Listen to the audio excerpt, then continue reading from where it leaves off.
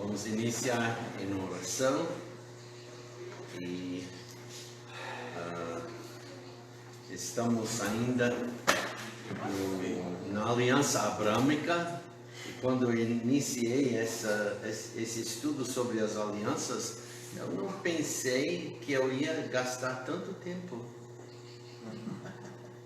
especialmente nessa aliança. Mas semana passada foi muito interessante e todo mundo ficou houve muita discussão, debate e tudo, né? Foi boa.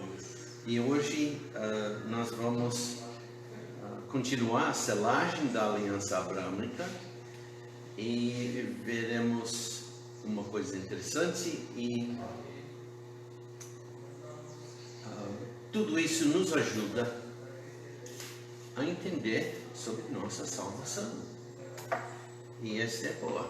E apreciar também a obra do Senhor Jesus Cristo. Então vamos abrir em oração. Senhor Pai, nós te louvamos por ter o privilégio de reunir aqui, Pai. Esteja com cada professor hoje de manhã, Pai, abrindo tua palavra e explicando para que todos os alunos entendam o assunto tocado em cada aula, classe, Pai. Pedimos pela sabedoria para os professores, para mim, e pedimos, Pai, que podemos explicar bem tua palavra para que cada pessoa entenda, para que podemos juntos crescer na graça que há em Cristo Jesus, crescer também no conhecimento de Ti e do nosso Salvador, o Senhor Jesus Cristo. Pedimos isso, Pai, no nome de Cristo Jesus. Amém. Amém. Hoje vamos ver esse capítulo e vamos dividir esse capítulo, Gênesis capítulo 15. Vamos dividir nosso estudo em duas partes. Hoje veremos a promessa da aliança, versículos 1 a 6, e semana que vem veremos o ritual da aliança, que eu acho que todo mundo estava esperando. Eu quero ver o ritual, quero entender o ritual, né? Semana que vem. Mas hoje vamos ver versículos 1 a 6, a promessa da aliança, a promessa da aliança. Então, vamos ler agora versículos 1 a 6. Eu vou pedir que vocês, cada um, leia 2 versículos, tá? Vamos começar com Luciano lendo versículos 1 e 2, Gabriel 3 e 4 e Damião versículos 5 e 6, tá bom? Gênesis capítulo 15, versículos 1 a 6. Vamos ler agora versículos 1 a 6 do capítulo 15 do livro de Gênesis. Depois destas coisas, veio a palavra do Senhor a Abraão em visão, dizendo: Não temas, Abraão, eu sou o teu escudo, o teu grandíssimo galardão. Então disse Abraão: Senhor Deus, que me has de dar? Pois ando sem filhos, e o mordomo da minha casa é o Damasceno Eliezer. Disse mais Abraão. Não, só 2 versículos. Disse mais Abraão: Eis que não me tens dado filhos, e eis que um nascido na minha casa será meu herdeiro. E eis que veio a palavra do Senhor a ele, dizendo: Este não será o teu herdeiro, mas aquele que de tuas entranhas sair, este será seu herdeiro. Então o levou fora e disse: Olha para os céus e conta as estrelas, se há que podes contar. E disse: Assim será a tua descendência. E creu ele no Senhor, e imputou-lhe isto por justiça. Muito bom. Estamos em Gênesis capítulo 15, bem-vindo. E vamos dar um resumo também, antes de continuar. Aqui eu disse que vamos dividir esse capítulo em duas partes. A promessa da aliança, versículos 1 a 6, e versículos 7 a 21, o ritual da aliança. E o ritual veremos semana que vem, domingo que vem. Veremos a promessa da aliança. Mas falando do ritual, né? Semana passada nós vimos que há várias maneiras na antiguidade bíblica em que podia fazer uma aliança, como podia estabelecer uma aliança. Então me dá uma dessas maneiras, lembra? Do sapato. Do sapato, ok? Outro. Da sandália. Lembra outro? Sal. Outro. Da coxa, debaixo da coxa. Da mão. Da mão. E foi muito interessante. E então, de sangue, que vamos ver semana que vem. E entrando nesse assunto hoje, né? Então, havia pelo menos 4 maneiras para estabelecer uma aliança. E semana passada tinha muito entusiasmo no assunto, né? A gente estava participando bastante semana passada. Foi muito gostoso. E se alguém não assistiu, dê uma olhada da semana passada, vai gostar. E especialmente esse da aliança estabelecida pelo sapato, tá? Ou pela mão, quer dizer, dando mão para... Não era para dar mão assim, mas talvez esse vem daquele tempo, mas modificou muito, né? Mas é muito interessante. Bom, também é interessante. É como este capítulo 15 de Gênesis começa. Nós não estamos estudando o livro de Gênesis, versículo por versículo, capítulo por capítulo. Coisa é que nós estamos estudando as alianças, e isso começa já no início, né? Mas então nós estamos pulando várias cenas, várias coisas que aconteceu, mas é interessante, esse capítulo começa depois dessas coisas. A gente fica não sabendo, talvez, quais coisas, né? Então, por isso tem que olhar para trás para revisar os eventos que aconteceram conforme registrado no capítulo 14. E assim, Abraão tinha recebido as notícias da guerra entre 9 reis que ocorreram no Vale do Jordão, perto do Mar Morto, ou Mar Salgado. E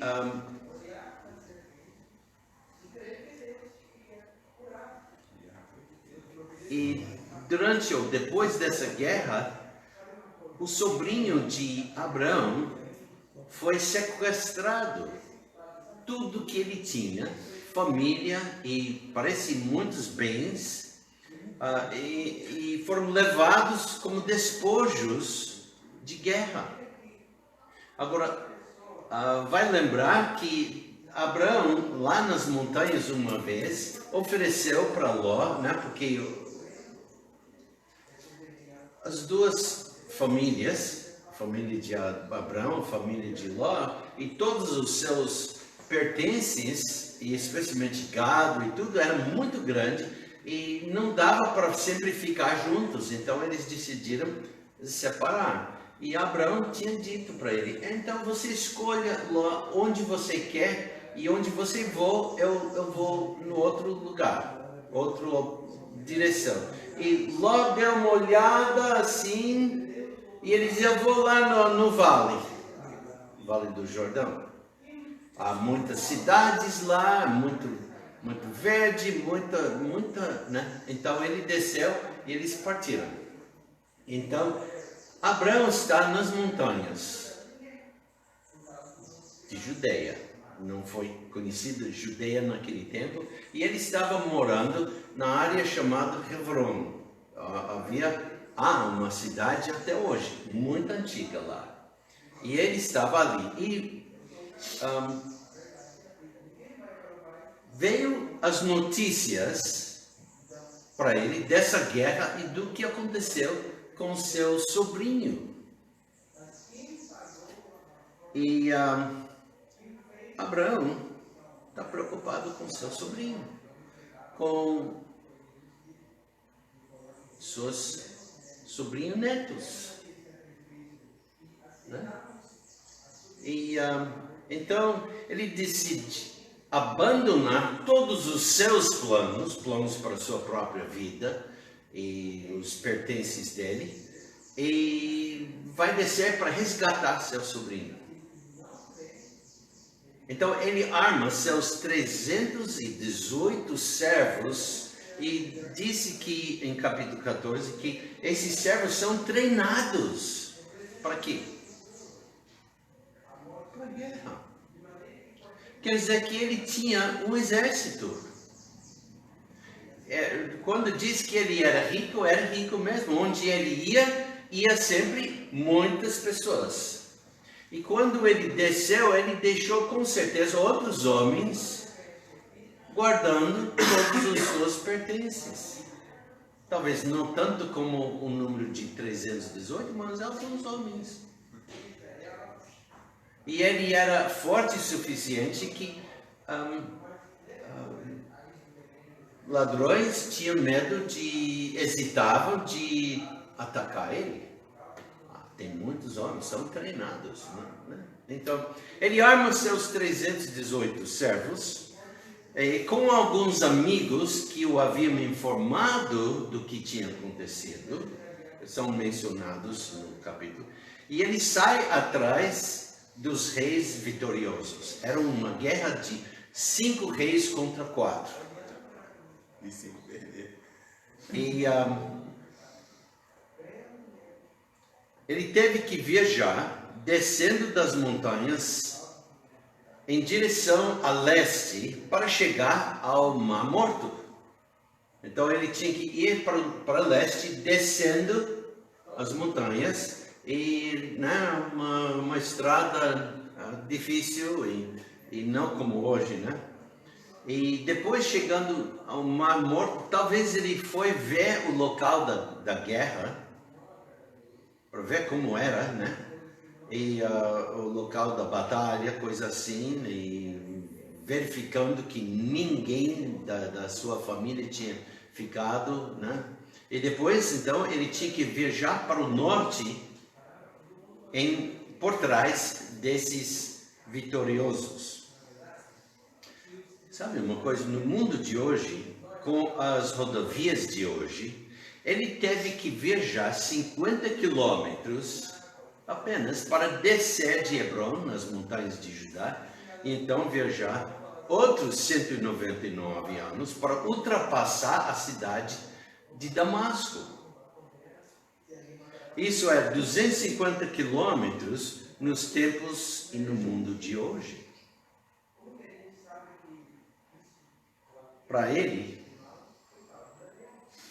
isso significa que ele viajou por mais de 2 semanas, porque ele não tinha as estradas que existem hoje, onde pode andar por 60, 80 quilômetros, 100 quilômetros por hora. E as estradas eram difíceis,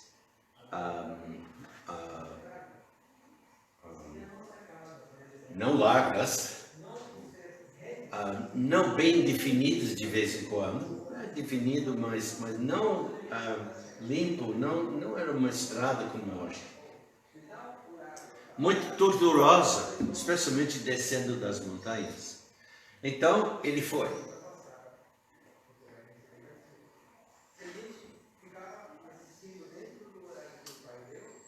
gastou quase, eu creio, mais ou menos 2 semanas para organizar, armar e viajar com seus homens apenas para superar o exército vitorioso. Em seguida, ele teve que observar o inimigo de longe, né, para quantas pessoas, quantos soldados, e como que eles estão, são vigilantes, tá esperando alguém ir por trás, né?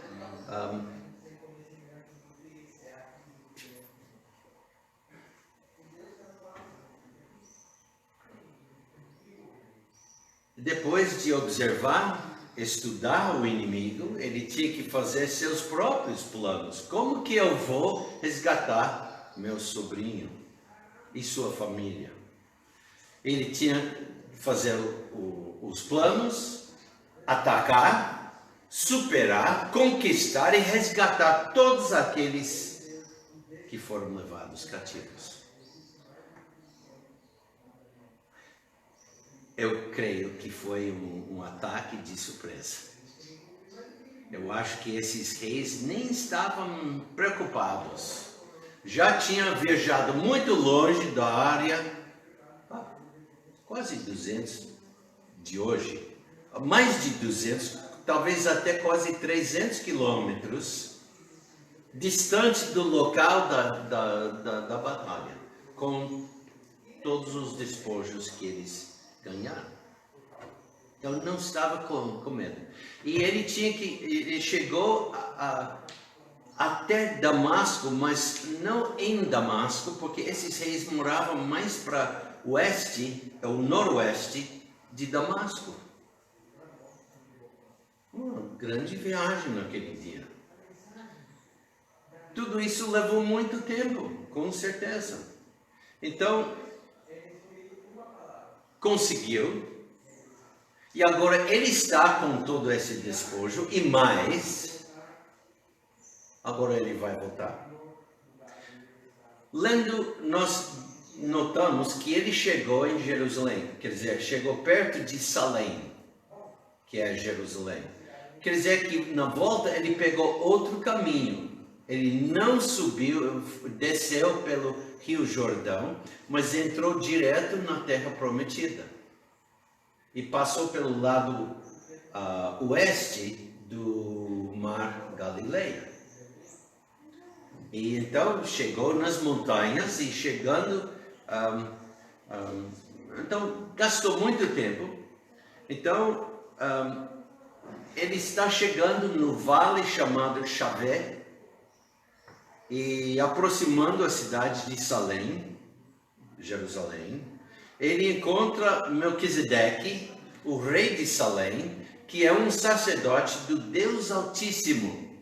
E o nome do Deus Altíssimo que é revelado lá é El Elyon. El Elyon. E lá, esse é o Deus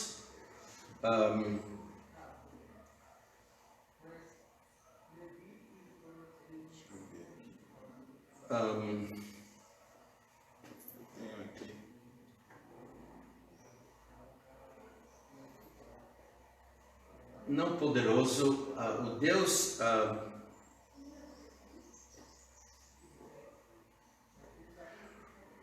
mais alto, o Deus mais alto. Não há outro. Hã? Não há outro igual. É, porque é o mais alto, o mais forte, o mais que posso inclui sim poderoso, mas não é aquele nome. Mas quando você pensa em deuses, e todos são falsos, e o Deus mais alto, ele está aqui, os outros estão lá. Quer dizer, ele é separado de todos. Lembra? Ele é o Deus verdadeiro e eles são falsos. Eu. Eu fiz recentemente, pastor, um estudo sobre os nomes de Deus no Antigo Testamento. Uhum. Aí fiz umas anotações aqui. Aí tem esse Elion. Aí eu anotei algumas coisas aqui que na nossa Bíblia é traduzido para o Altíssimo Deus. Isso. Aí eu coloquei aqui o que o ministrador do estudo colocou, né? Resumiu, né? Aí tá lá, possuidor dos céus e da terra, é bastante visto no livro de Daniel também, é possuidor de tudo e todos. Elion. Cada nome de Deus há grande significado.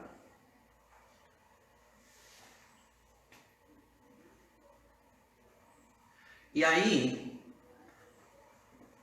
Melquisedeque sai da sua cidade, onde ele é rei, onde ele é o sacerdote de El Elyon, e Abraão reconhece que ele é o Deus El Elyon. E eu creio que ele entendia que o El Elyon tem vários nomes. Há apenas um Deus verdadeiro, El Elyon. Mas ele tem muitos nomes. E vamos ver outro nome logo. E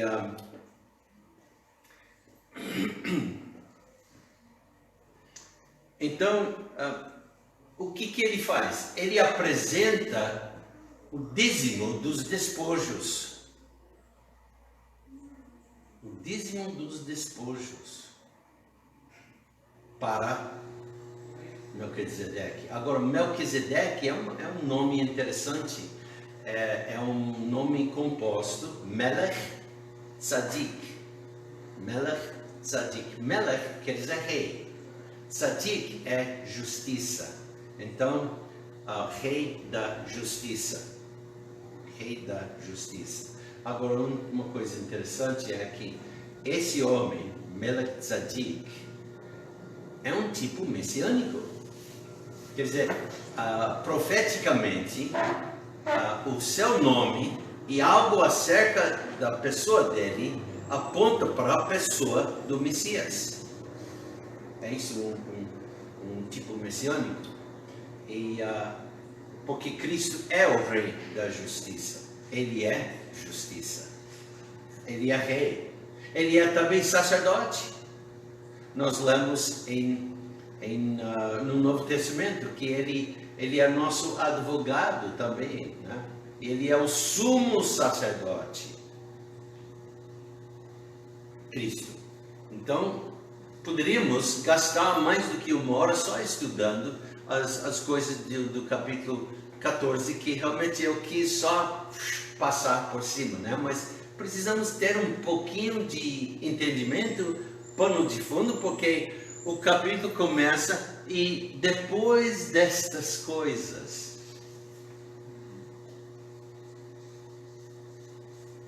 Agora, tendo entregado esse dízimo, e também outra coisa interessante é que o rei, o rei de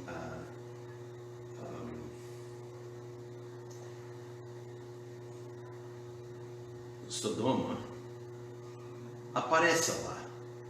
Lembra, ele perdeu na guerra, ou ele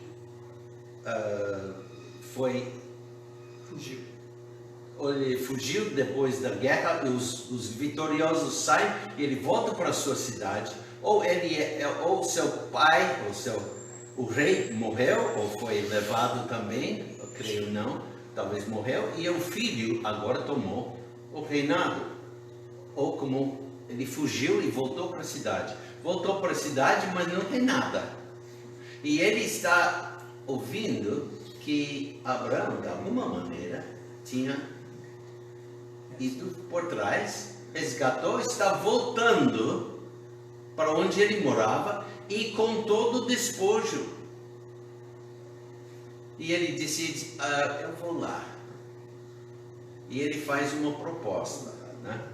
Fique com o despojo, mas me dá as pessoas. Porque muitas pessoas da sua cidade foram levados também. E os reis tinham costume de fazer isso. Lembra o que aconteceu com Judá quando a Babilônia conquistou o país? Levou todos os importantes, os mais educados e tudo para a Babilônia. Era força de trabalho, né? Oh. Você trabalhava. Então isso aconteceu naquele tempo também. E então Abraão com seus 318 homens estão trazendo agora uma multidão de pessoas.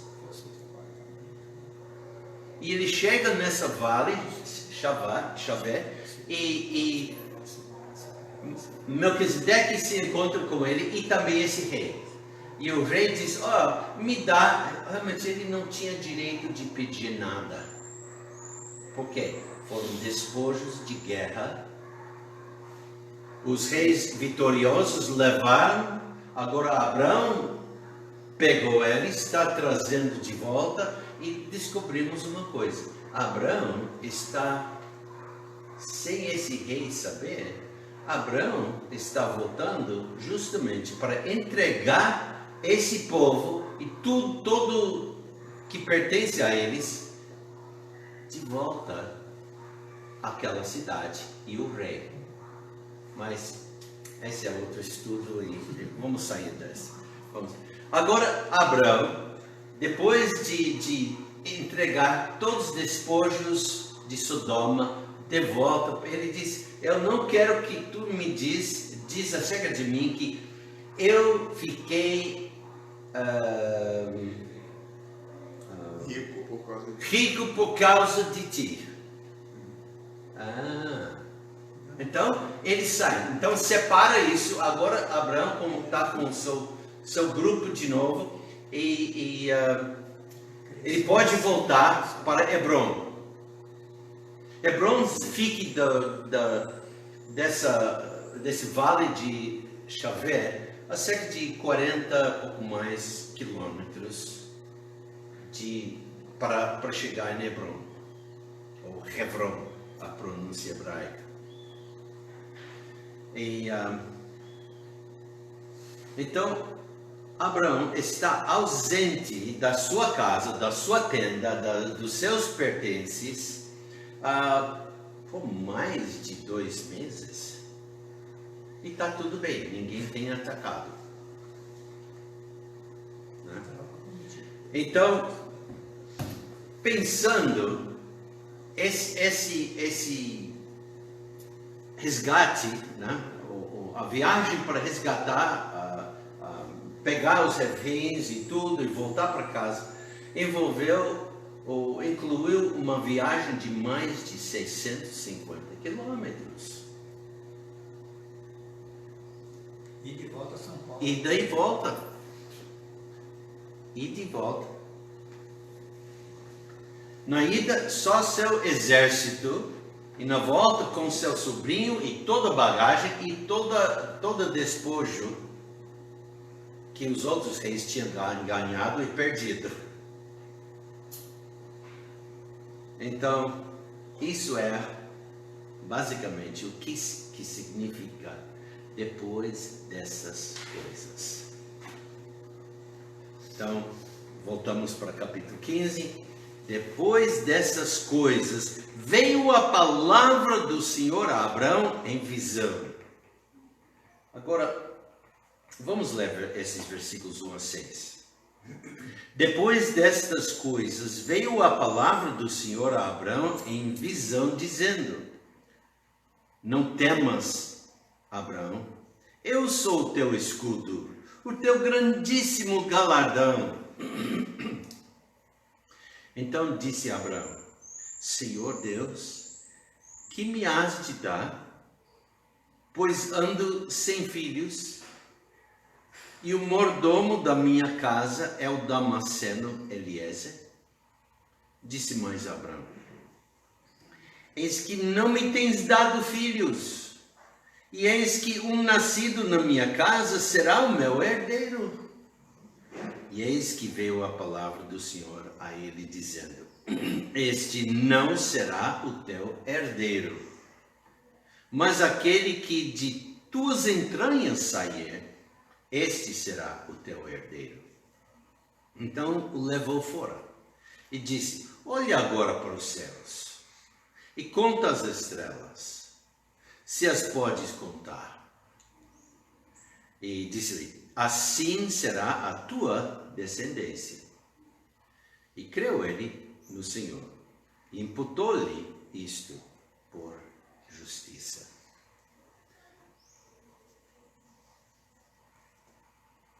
Então vemos que a palavra do Senhor veio a Abraão em visão. Sabe, esta será agora a terceira reafirmação da aliança abrâmica, que ainda não foi estabelecida, só prometido. Esta também é a quarta vez que Deus fala com Abraão, e desta vez por meio de uma visão. Esta também é a primeira uso da frase a palavra do Senhor, em hebraico, a palavra de Jeová. O judeu mais vai querer dizer a palavra do Hashem, ou a palavra de Adonai, né? Não querendo pronunciar o nome das 4 letras Yod, He, Vav, He, que nós pronunciamos Jeová. Okay? Essa é também a primeira menção de uma visão na Bíblia. Primeira vez. Esta é uma visão específica que Deus usa para falar, para conversar com Abraão. Por meio dessa visão, Deus levará Abraão ao verdadeiro selagem da aliança abrâmica. A declaração inicial de Deus é: não temas, Abraão, não temas.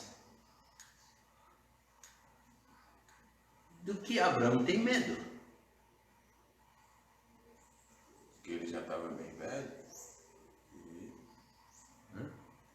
Estava velho, estava difícil ter filho, né? Mas essa é a razão de ter medo?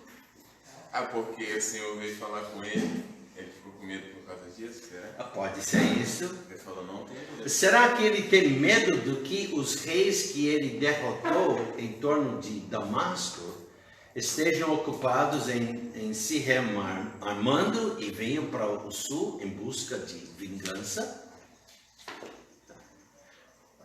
Tem vários países, várias cidades, vários reis que perderam muita coisa por causa de Abraão. Será que Abraão está agora sentado? Ele chegou no Hebrão e ele está sentado lá, na sua mente, ele está relembrando de tudo e de repente, será que ele está com medo desses reis? Se homens, apenas 318 homens foram viajar 200 quilômetros, mais de 200, para resgatar o seu sobrinho, será que eles, com mais homens agora, voltam agora para onde Abraão mora para vingar?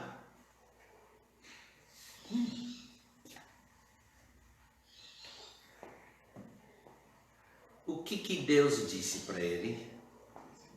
Não temas, Abraão. Eu sou o teu, o quê? Escudo. Eu sou o teu escudo, o teu grandíssimo galardão. Notamos que Deus dá 2 razões para Abraão não ter medo.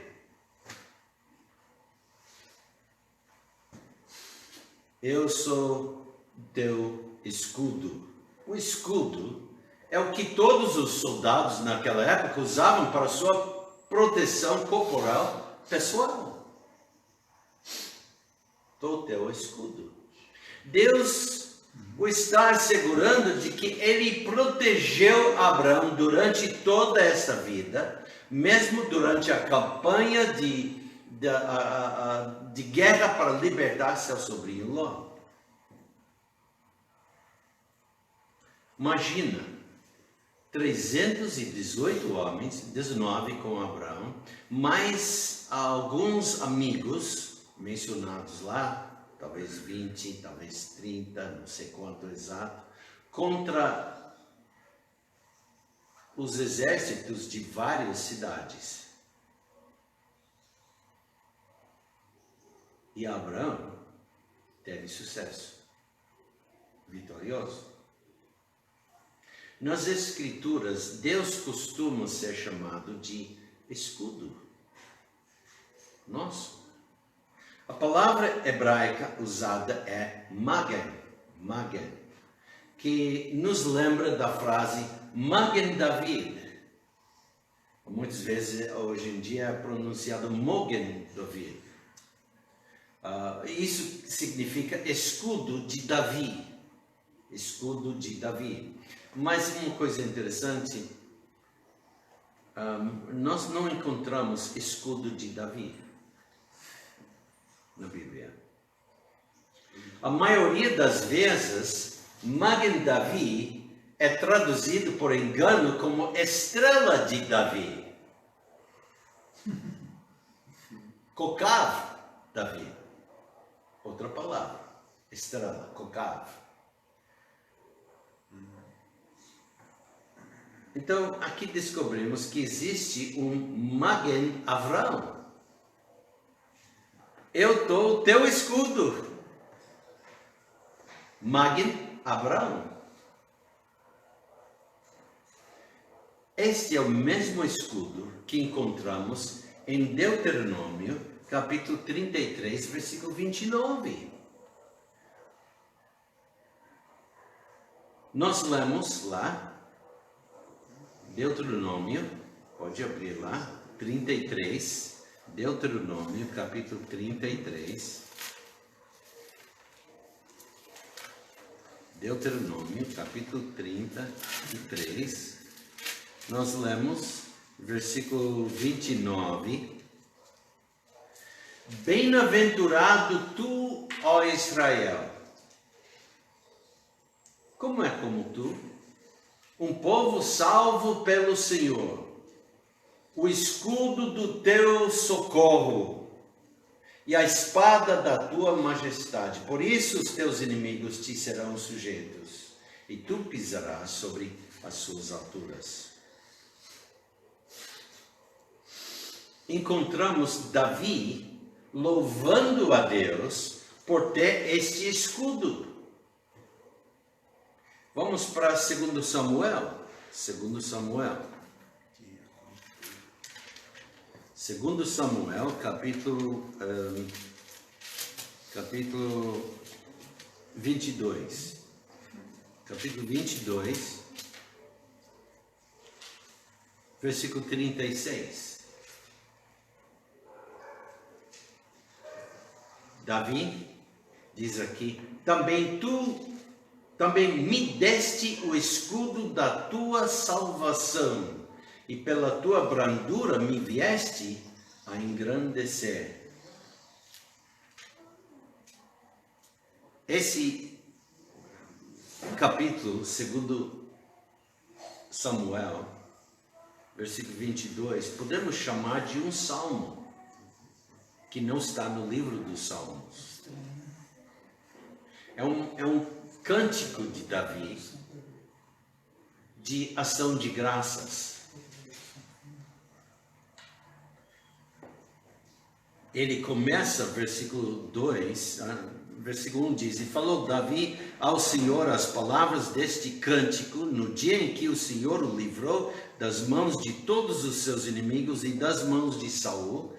Disse, pois, o Senhor é o meu rochedo, o meu lugar forte e o meu libertador. Deus é o meu rochedo, nele confiarei, o meu escudo e a força da minha salvação, o meu alto retiro e o meu refúgio, o meu Salvador, da violência me salva. E novamente, versículo 33. Deus é a minha fortaleza e a minha força. Versículo 37. Também me deste o escudo da tua salvação. Salvação aqui é qual palavra?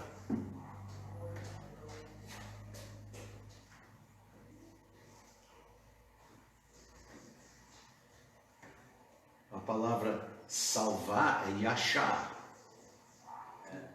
Yeshua, salvação. Jesus. Opa! Quem é o escudo? Estamos olhando, procurando, estamos vendo novamente o Senhor Jesus Cristo. Podemos ir para os Salmos, capítulo 18. Salmos, vamos para Salmo 18. Salmo 18 agora. Salmo 18.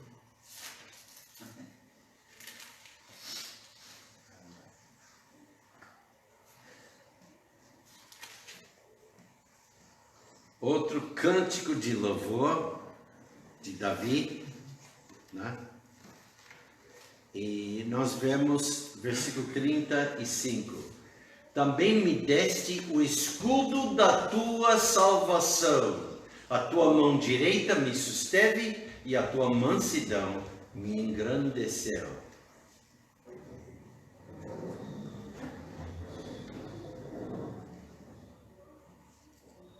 Esse é o escudo dado a Abraão. Qual foi Escudo magno. Qual foi esse daí? Que seu... Salmo 18, versículo 35. Salmo 18, versículo 35. Agora, mas podemos ir também para o Novo Testamento e podemos ver que nós também temos esse escudo. Onde encontramos isso agora, Felipe? Aqui no Salmo 18, 35, ele traduz o verbo yachar para escudo, é isso? É isso? Não. Escudo da tua salvação. Yachar é tua salvação. Escudo, Sim. dá para ver o hebraico da Magen? É Magen, Yeshar, Yomin. Ok? Dá para ver todos esses. Interessante. Muito interessante. Agora vamos para Efésios capítulo 6. Efésios capítulo 6. E aqui nós encontramos que as armas do crente.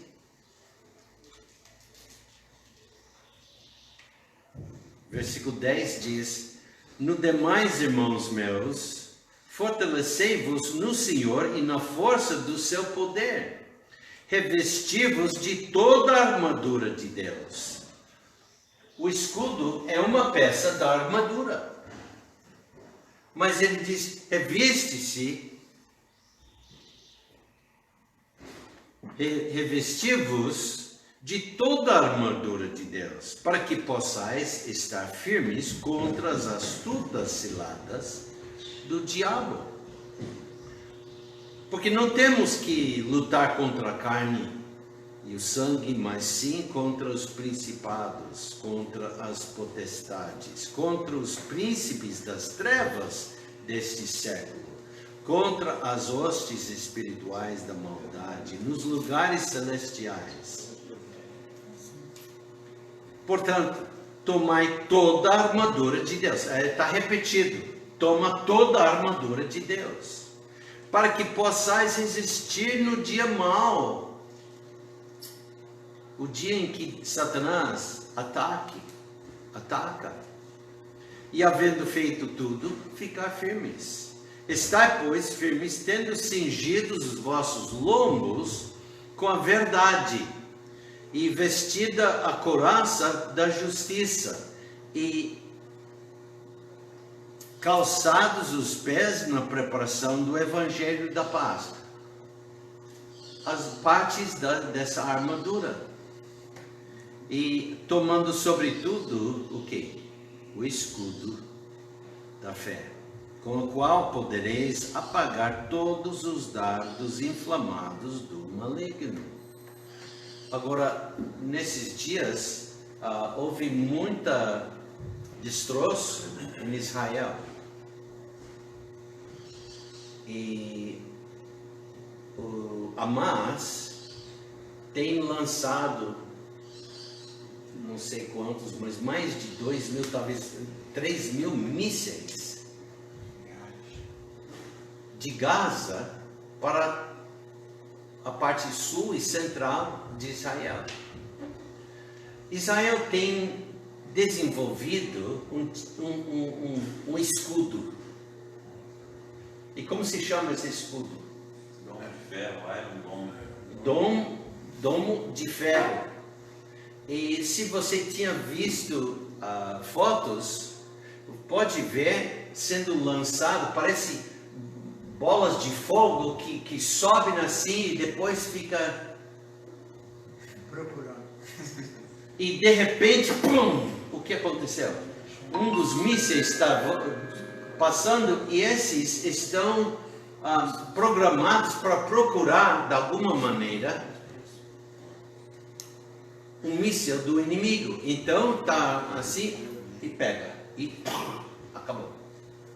O problema é que tem passado tantos, Israel está perdendo.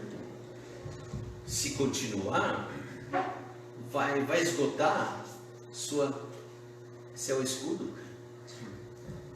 Mas creio que antes disso, Hamas vai perder todos os seus mísseis. Ou por ter lançados, uma vez lançado, não pode pegar para lançar novamente. Ou vão ser destruídos, vários foram destruídos, e vão achar e pegar Israel. Tomando sobretudo o escudo da fé, com o qual podereis apagar todos os dardos inflamados do maligno. E é muito interessante. Então, Deus responde primeiro: não tenha medo, eu sou teu escudo. Eu posso te proteger. Tenho protegido no passado, vou proteger no futuro. Mas Abraão está com medo, outro medo. Então, Deus responde: não somente eu sou teu escudo, mas eu sou também teu grandíssimo galardão. Essa é a segunda razão para não ter medo, e é por causa do galardão, que é Deus. A forma como esta frase é lida no hebraico pode ser interpretada de duas maneiras diferentes. A primeira é que o próprio Deus é a própria recompensa, a galardão. A alternativa é que a recompensa de Abraão será muito grande. Agora, se o galardão é Deus mesmo, o que é esse galardão? Bom, já vimos, o escudo é quem? É o Messias, é Cristo. Então sim, está verdade. Mas ele também, a galardão será muito grande. O hebraico permita ambas as traduções no que diz respeito ao significado. Não importa, porque ambas são verdadeiros. Deus é a recompensa, e Deus também recompensou abundantemente. Não tinha recompensado ainda. Lembra? A aliança não foi estabelecida ainda, mas estamos chegando a ver ao estabelecimento, e então podemos ver a futura cumprimento disso.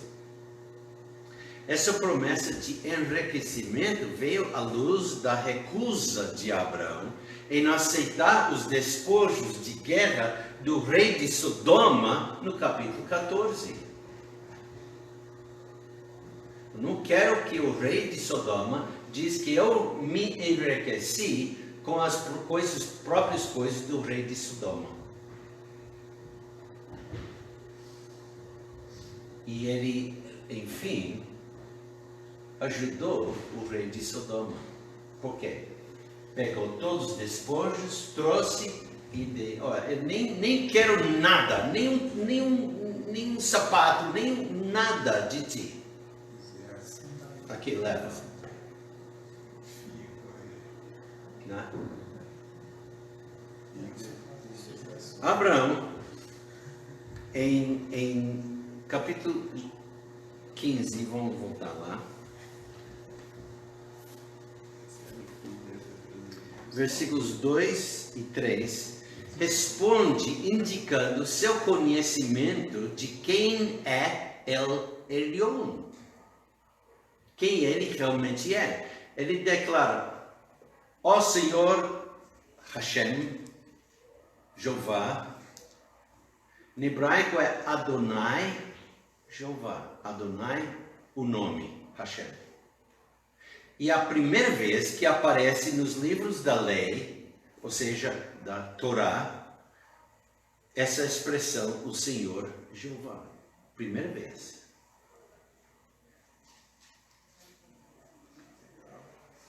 E é a primeira vez onde a palavra hebraica para Senhor, Adonai, e o nome de 4 letras de Deus, Yod-Heh-Vav-Heh, Jeová, estão realmente combinados. Primeira vez. Esta expressão é usada 2 vezes neste capítulo. Versículo 2, Senhor Deus. Versículo 8, e disse ele, Senhor Deus, como saberei que hei de herdá-la? Então, Abraão usa essa expressão 2 vezes, e é a primeira vez que aparece na Bíblia.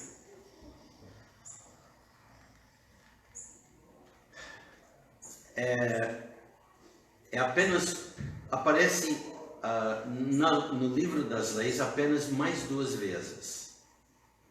Em Deuteronômio, capítulo 3, versículo 24, e capítulo 9, versículo 26. Deuteronômio 3, 24 diz, Senhor Deus, já começaste a mostrar ao teu servo a tua grandeza e a tua forte mão, pois que Deus há nos céus e na terra, que possa fazer segundo as tuas obras e segundo os teus grandes feitos. Então a gente está relembrando de outros nomes de Deus. El Elyon, ou El Gibor. Gibor vem da palavra gaver, quer dizer senhor, mas é mais referindo a um soldado, um herói. Forte. E o Deus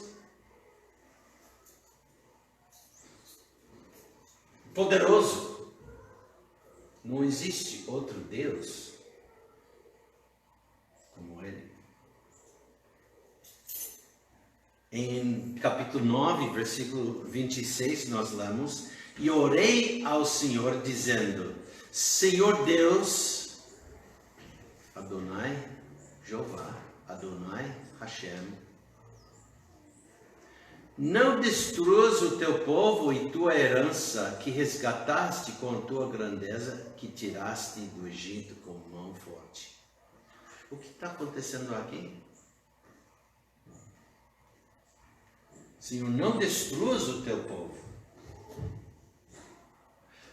Moisés está intercedendo pelo povo. Porque o povo era rebelde, incrédulo. E Deus ouviu Moisés.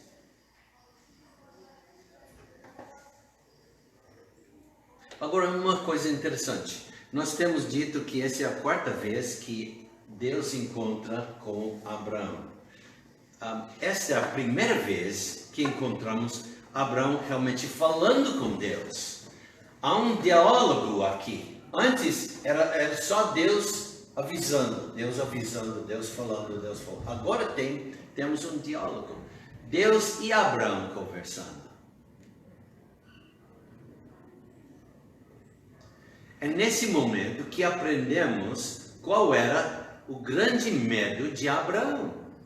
Suas primeiras palavras, depois que Deus diz: Abraão, não temas, eu sou teu escudo e teu grandíssimo galardão. Então disse Abraão: Senhor Deus, que me has de dar, pois ando sem filhos?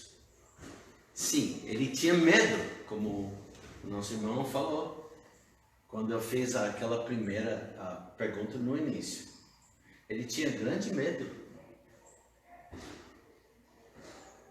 Lembra, ele tinha voltado da guerra, muitas pessoas tinham morrido, e agora ele está finalmente dentro da sua tenda, pode sentar no lugar mais provavelmente construído por ele, por um dos homens dele, numa poltrona, num lugar para sentar e relaxar, ficar confortável.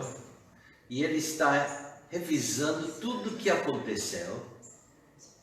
E, puxa, eu estou muito velho. Ainda não tenho filho. Senhor Deus, que me has de dar, pois ando sem filhos. Ele tinha andado mais de 700 quilômetros. Ando sem filhos. E o mordomo da minha casa é o Damasceno Eliezer. Disse mais a Abraão: eis que não me tens dado filhos, e eis que um nascido na minha casa será o meu herdeiro. O costume do tempo. Se não tivesse filho, alguém nascido da sua casa, dos seus pertences, dos seus servos, ia herdar tudo. Ele está perguntando: qual é a minha recompensa? Qual é meu galardão? Tem prometido que tu és o meu grandíssimo galardão. O que é? Financeiramente e materialmente falando, Abraão já era muito rico. Então, o que é essa promessa? Agora, o que mais preocupa Abraão? Riquezas? Não. Lembra, ele recusou o despojo que antigamente tudo pertencia ao rei de Sodoma e até devolveu. Não pediu nem um tostão para pagar as despesas. Foi muita despesa fazer tudo isso.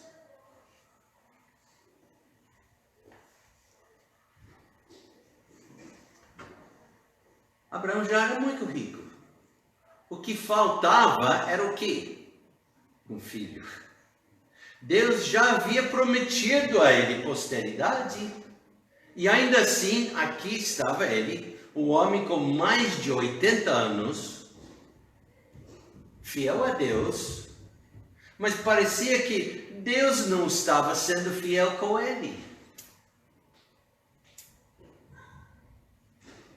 Naquela época, um homem sem filhos, para continuar o seu nome, não era nada. Se Abraão morresse naquela época, seu servo herdaria tudo.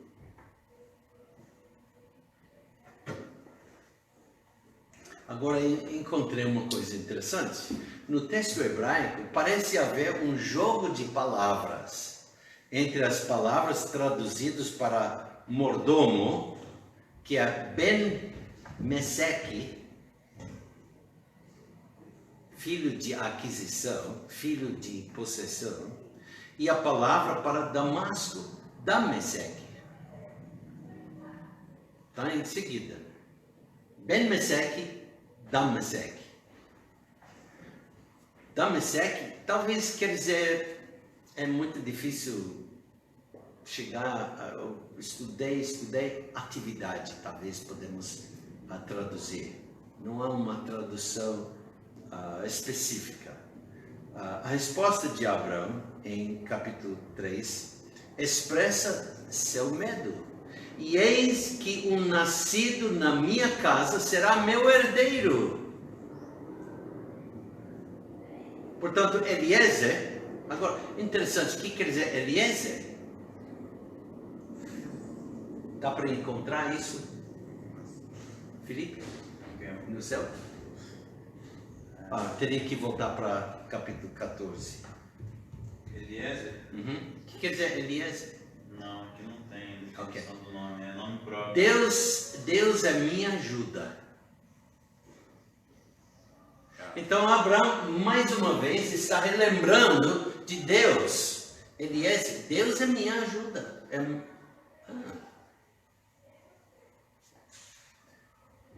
Mas ele está dizendo... Tem aqui. Ok. Deus é socorro. É o quê? Deus é socorro. Ajuda. Socorro, ajuda.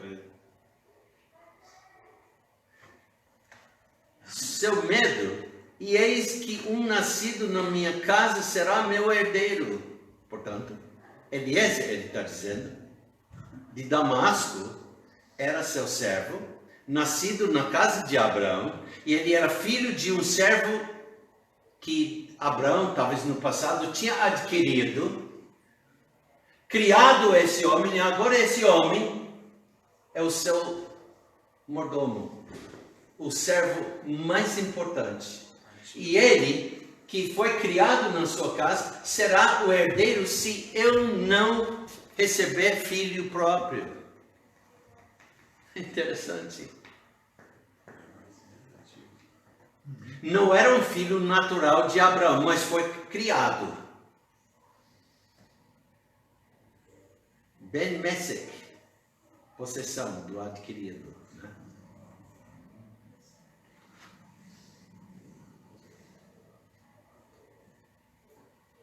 Ele era filho de um servo de Damasco, não um filho de Abraão. Mas lembra do sentido do nome de Eliezer? Deus é meu socorro, Deus é minha ajuda, minha ajuda. É meu socorro. Meu socorro, melhor. É interessante, Meu né? socorro. O jogo de palavras aqui. É muito interessante. E você achou Damasceno como ativo, né? Atividade. Ativo, atividade, né? Atividade. Então, Damasceno Eliezer. E Damasceno, ou Ben-Mesek, é um homem muito ativo no próprio serviço de Abraão. Agora vem novamente a resposta de Deus, usando a frase, veio a palavra do Senhor a ele. Eis que veio, versículo 4, eis que veio a palavra do Senhor a ele. Este não será o teu herdeiro, mas aquele que de tuas entranhas sair, este será o teu herdeiro. Deus respondeu primeiro, informando de que Eliezer não herdaria a riqueza de Abraão. Então ele respondeu falando de um negativo primeiro, depois um positivo. Eliezer, não será seu herdeiro, mas aquele que nascerá, será.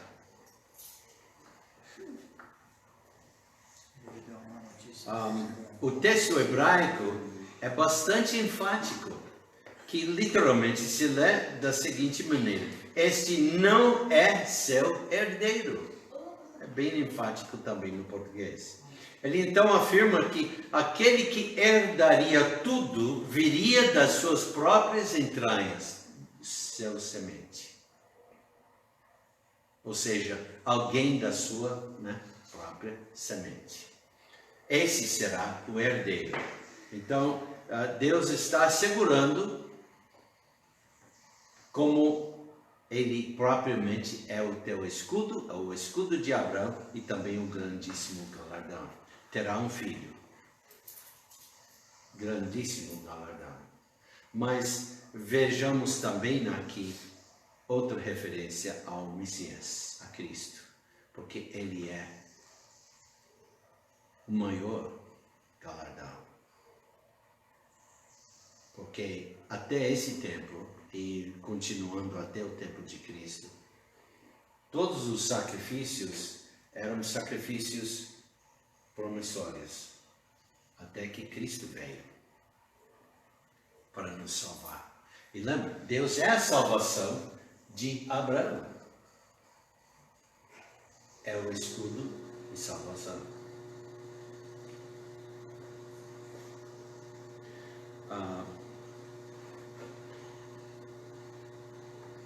A promessa era que Abraão teria um filho diretamente de suas próprias entranhas.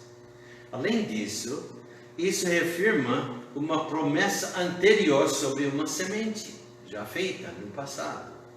Nesse ponto, não foi declarado que Sarai seria a mãe.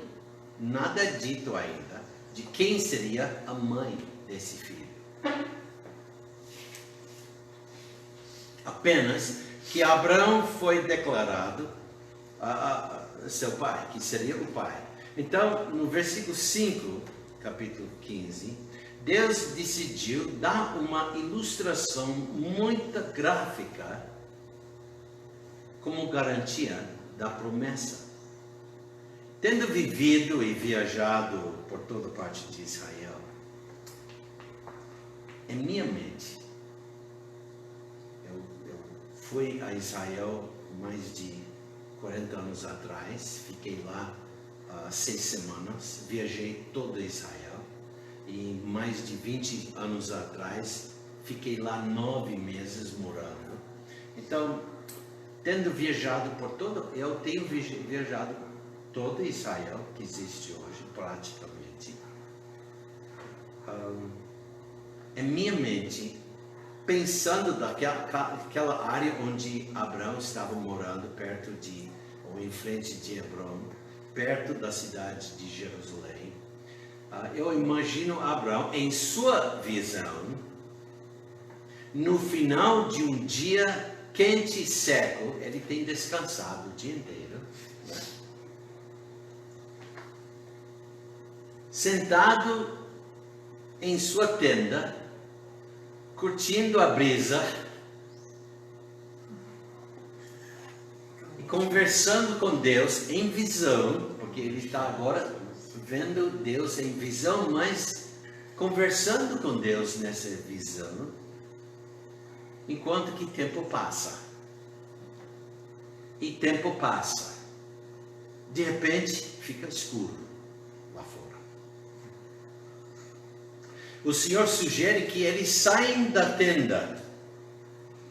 Então, eles saem e vão para um espaço aberto na frente da tenda, na escuridão da noite.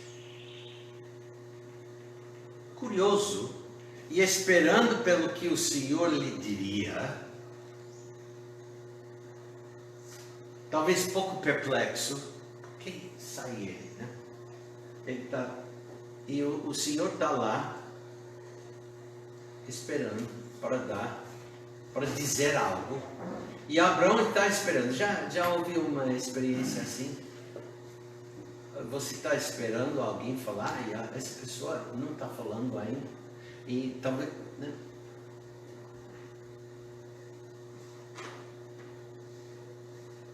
Então, ele está olhando. Ele levanta seus olhos e vê todas as estrelas no céu. Agora o Senhor responda. Eu acho que o Senhor estava esperando para ele levantar seus olhos para olhar para os céus. Agora vem a resposta. Versículo 5. Então o levou fora e disse: olha agora para os céus e conta as estrelas, se as podes contar. Assim será a tua descendência.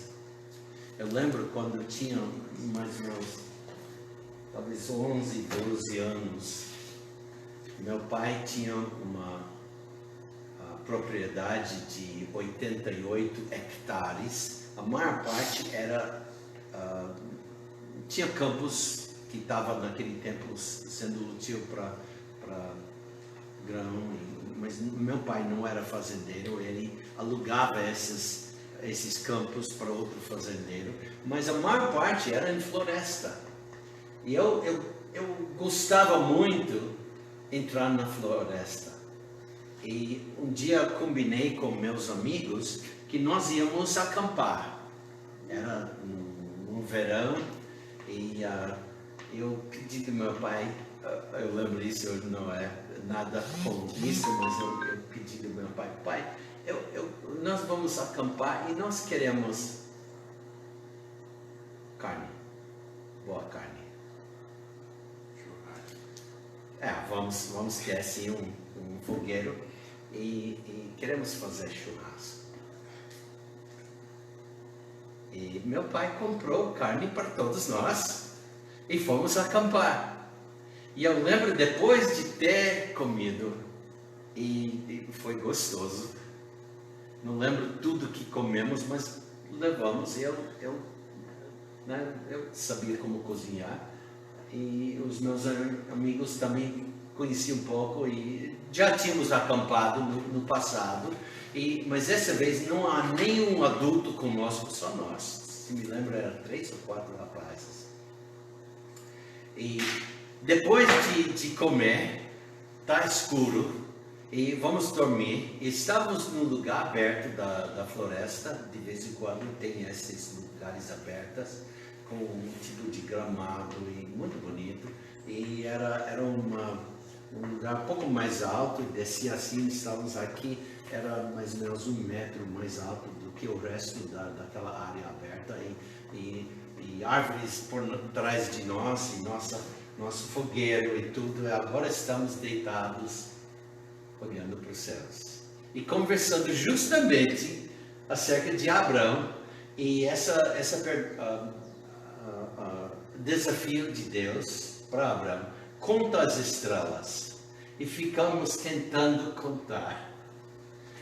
Logo desistimos, é impossível, porque o que nós podemos ver nem é a metade do que podíamos. Se podíamos voltar, viajar em toda parte do mundo, seria sempre estrelas.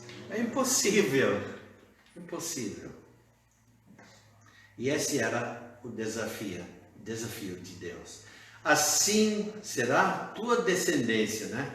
E conta as estrelas, se as podes contar. Não pode. Assim será a tua descendência. A promessa é que sua semente se tornaria tão inumerável quanto as estrelas do céu. Deus disse a ele: assim será sua descendência, sua semente. Anteriormente, no capítulo 13, versículo 16, Deus comparou a semente de Abraão com o pó da terra. Versículo 16, capítulo 13, diz: e farei a tua descendência como o pó da terra, de maneira que, se alguém puder contar o pó da terra, também a tua descendência será contada. Ambas as ilustrações têm o mesmo propósito. A semente de Abraão será incontável. Alguns tentam fazer uma distinção afirmando que o pó da terra representa a semente terrestre, física, e a nação judaica, enquanto que as estrelas do céu representam a semente celestial, espiritual, a igreja. Mas a Bíblia em nenhum lugar permite tal distinção. Quando Deus deu a ilustração do pó da terra e das estrelas dos céus, ele estava falando sobre um filho literal que saía fisicamente de Abraão. Não falava de um filho espiritual, nem de um filho adotivo. Deus simplesmente usou 12 ilustrações diferentes para ensinar a mesma coisa. E não há base bíblica para ensinar que Israel é semente terrestre com promessas terrenas e a igreja é a semente celestial com promessas celestiais. Na verdade, tanto Israel como a igreja têm promessas terrenas e celestiais, mas naquele tempo essa não era a ideia. No entanto, poeira e estrelas são símbolos de inumerabilidade. Na verdade, Deus usou 3 ilustrações diferentes para fazer o mesmo ponto. Pó da terra, que nós lemos em João 13, em Gênesis 13, versículo 16. Agora, em capítulo 15, as estrelas do céu.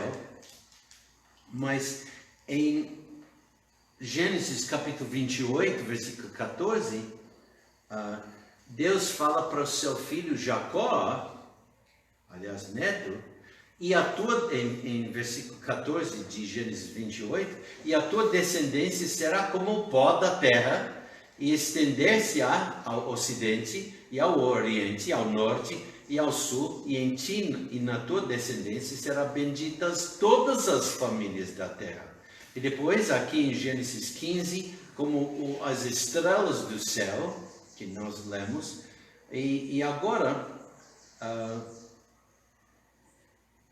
em Gênesis capítulo 22, versículo 17, Deus diz que deveras te abençoarei e grandissimamente multiplicarei a tua descendência como as estrelas dos céus e como a areia que está na praia do mar, e a tua descendência possuirá a porta dos teus inimigos.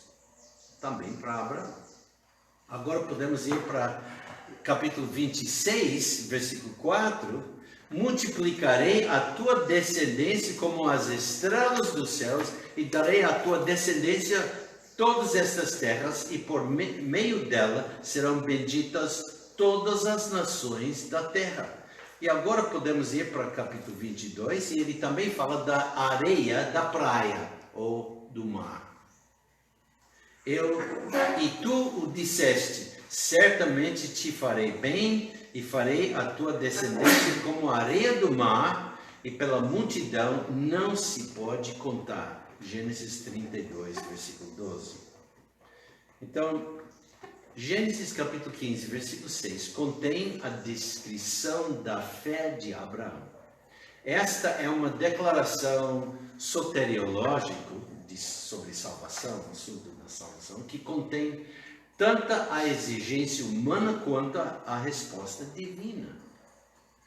O requisito humano e ele creu em Hashem, em Jeová, em o Senhor Jeová. Isso não é sequencial para os versículos 1 a 5. Obviamente, Abraão já era um crente em Gênesis 11 e 12, quando obedeceu a Deus para deixar Ur dos caldeus para ir em direção à terra prometida. Ele obedeceu. Esse versículo é uma declaração geral sobre a vida de fé de Abraão, visto que sua crença em Jeová já estava claro pelo que lemos em capítulo 12, versículo 1. E provavelmente até antes, no final do capítulo 11, que nós não vamos ler. O conteúdo da fé de Abraão era o que ele ouviu e entendeu diretamente de Deus e creu. O conteúdo da fé de Abraão era a crença nas promessas que Deus lhe deu pessoalmente e do que nós conhecemos como a aliança abrâmica. não havia indicação de que o conteúdo da fé de Abraão era a crença no Messias como tal. Porém, sabemos que Jó esperava na ressurreição e na vinda do Redentor, o Goel, o Messias.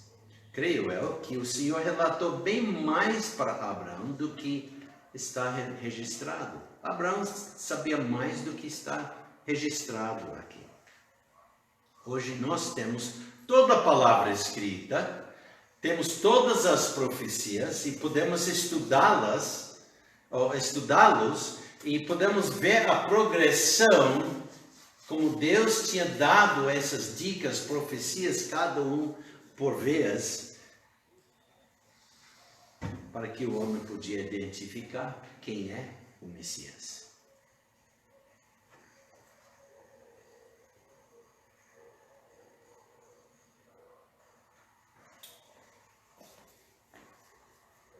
Eu não cheguei onde eu quero chegar.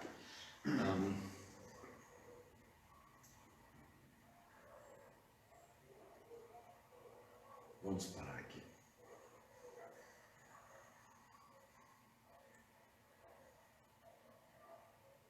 Deixa eu ver.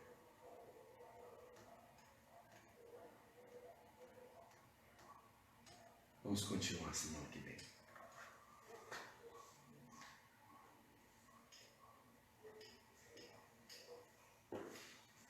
Porque não temos terminado ainda. Versículos 1 a 6. Vamos orar. Pai, nós te louvamos pelo privilégio de estudar tua palavra. Pai, temos gostado o estudo hoje das promessas a Abraão e sabemos que está em conexão com o nosso Messias. Pai, nos dá entendimento, nos dirige semana que vem, continuando, terminando essa parte, passando para os outros versículos. Nos dá entendimento e, Pai, por tudo isso nós te louvamos, porque tu és o nosso escudo e tu és também nosso grandíssimo galardão, na pessoa do Senhor Jesus Cristo, Yeshua HaMashiach. No nome de Yeshua nós oramos, louvando. Amém.